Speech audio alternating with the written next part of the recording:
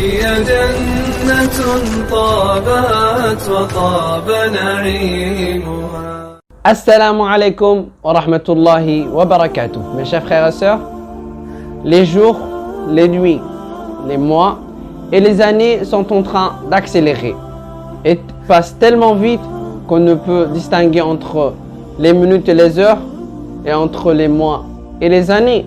Allah Jalla wa Ala, qui a créé les jours et les nuits, a aussi favorisé certains jours et certaines nuits que d'autres. Et parmi ces jours favorisés, il y a ces 10 premiers jours de Dhul Hijjah par lesquels Allah a juré en disant Wal Fajr wa layalin ashr, par l'aube et par ces 10 nuits. Et le prophète sallallahu alayhi wa sallam a dit il n'y a pas des jours où les bonnes œuvres sont plus aimées auprès d'Allah Jalla wa Ala que celles qu'ils ont faites durant ces 10 jours. Ces 10 jours qui sont même meilleurs que ceux de Ramadan et qui contiennent le meilleur jour de toute l'année, qui est le jour de Arafah. Mais en quoi ce jour est particulier pour être le meilleur de tous les jours? C'est le jour où notre noble religion a été perfectionnée par notre Seigneur Jalla wa Ala qui a dit Al-yawma akmaltu lakum dinakum wa atmamtu alaykum ni'mati. En ce jour, Allah descend jusqu'au ciel le plus bas et vante les mérites des habitants de la terre auprès des habitants du ciel.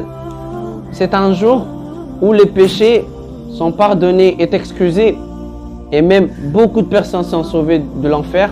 Comme le prophète sallallahu alayhi wa sallam a dit, il n'y a pas un jour où Allah a franchi autant de ses créatures du feu de l'enfer que le jour de Arafah.